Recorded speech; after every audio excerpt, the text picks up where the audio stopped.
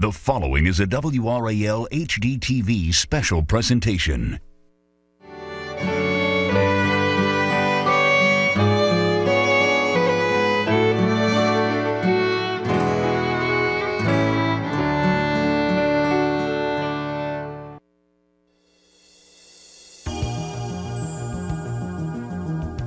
Downtown Raleigh,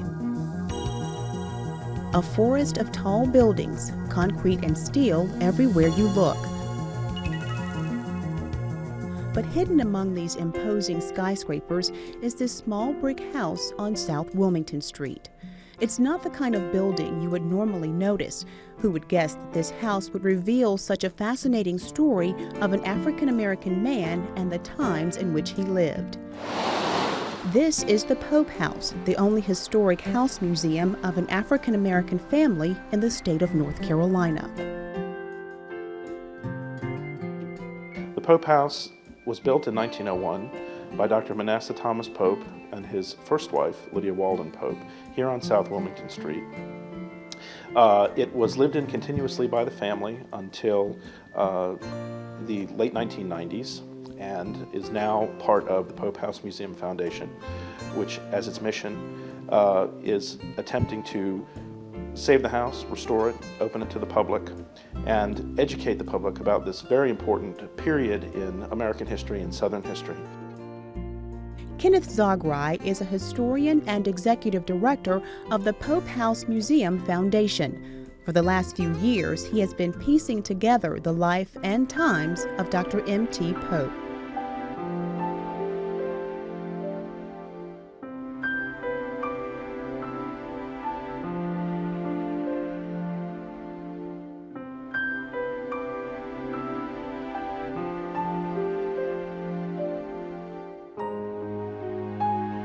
The Pope House is a treasure trove because we found in it a remarkable collection of artifacts and documents that date back to 1851. Some of these treasures include Dr. Pope's medical bag, the original piano and furniture, a locket with photos of daughters Evelyn and Ruth, the girls' dolls, and even hair combs and makeup worn by Dr. Pope's second wife, Delia Haywood. It's a tremendously rare find on several levels. It tells the story of this lost century.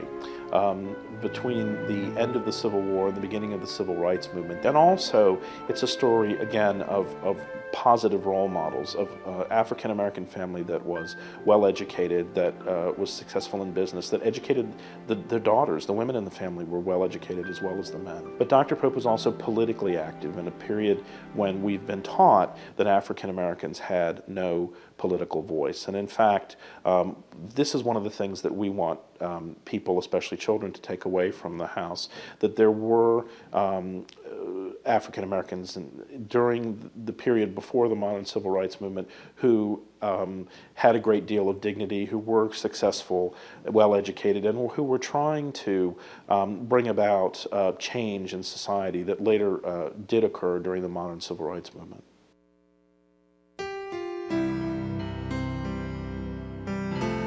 Dr. Pope was born in this house in 1858 in Northampton County.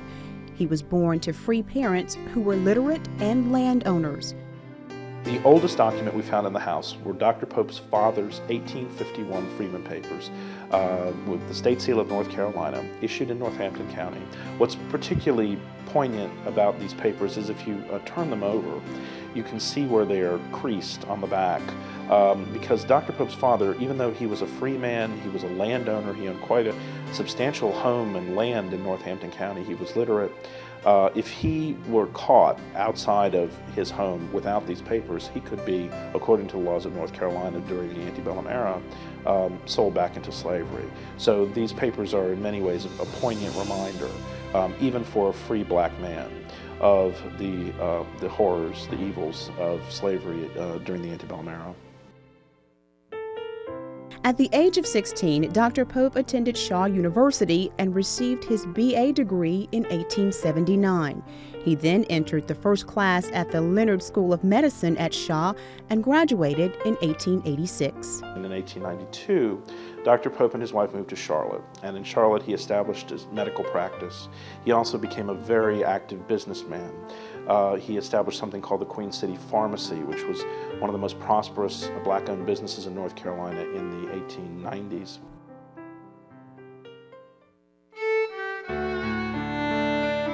Dr. Pope was one of the leading officers of the 3rd North Carolina Volunteers. This was a volunteer regiment established in 1898 during the Spanish-American War.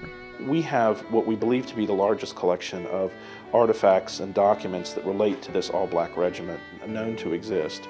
We have remarkable things, including Dr. Pope's the commission into the regiment, the saber that he wore by his side, and probably most incredibly, his medical bag with all of the medications still in the vials.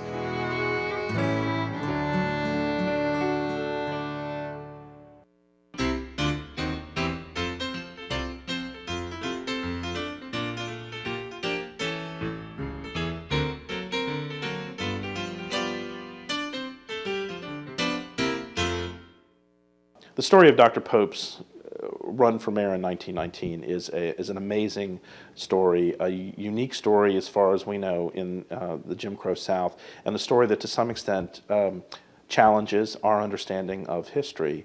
As I said before, after 1900, most African American men lost the right to vote through an amendment to the state constitution. One of the amazing things, in fact, as far as I'm concerned, the most important document we found in the house was Dr. Pope's 1902 voter registration card. That really is what started me down the road of trying to understand who this man was and what he was doing. I was amazed because everything that I had studied said that that black men were not involved in the political process. And here we had this 1902 voter registration card. And then it became even more amazing when we found that, in fact, in 1919, Dr. Pope led a slate of African American candidates who ran for mayor and the city council offices here in Raleigh. This story had been lost. You cannot find it in any history book of North Carolina or of Raleigh. And as far as we know, this is the only incidence of an African American man running for mayor of the capital city of a southern state during the height of segregation. Dr. Pope is a fascinating man, one of these men who historians find fascinating because his life parallels a very important period of history, and through his life historians can tell a much broader story about North Carolina history and Southern and the history of the South. When it is all said and done, this is an African-American success story about a North Carolina man who refused to be beaten down or accept second-class status because of segregation. He rose above his circumstances to become a successful businessman, family man, and community leader. It is in every sense an American story, a story of hope and perseverance.